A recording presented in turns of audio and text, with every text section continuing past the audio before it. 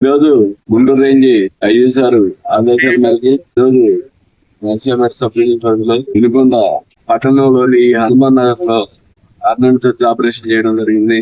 ఈ corner church operation లో భాగంగా సుమారు సబ్ డివిజన్ లోని 100 మంది పోలీసు ఆఫీసర్లు మరియు సిబ్బంది కలిపి ఈ ఆపరేషన్ చేయడం జరిగింది.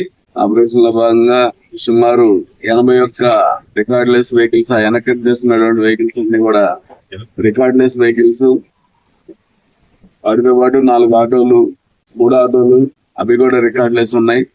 వీటన్నిటిని సీజ్ చేయడం జరిగింది.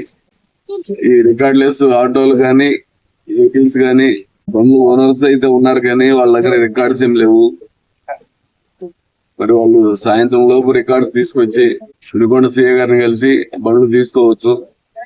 సాయంత్రం లోపు రికార్డు ప్రొడ్యూస్ చేయలేకపోతే ఖచ్చితంగా ఆ బండి దొంగ బండి కింద పరిగణించి రేపు మార్నింగ్ కోర్టులో దక్కుతుంది. మరి ముఖ్యంగా ఈ యొక్క ఆపరేషన్ చేయడంలో ఉద్దేశం ఏంటంటే కమింగ్ ఎలక్షన్స్ వస్తున్నాయి. వితిన్ 2 months లో ఇక్కడ మున్సిపల్ ఎలక్షన్ ఉంది, ఇలాగే పంచాయతీ ఎలక్షన్ వస్తున్నాయి.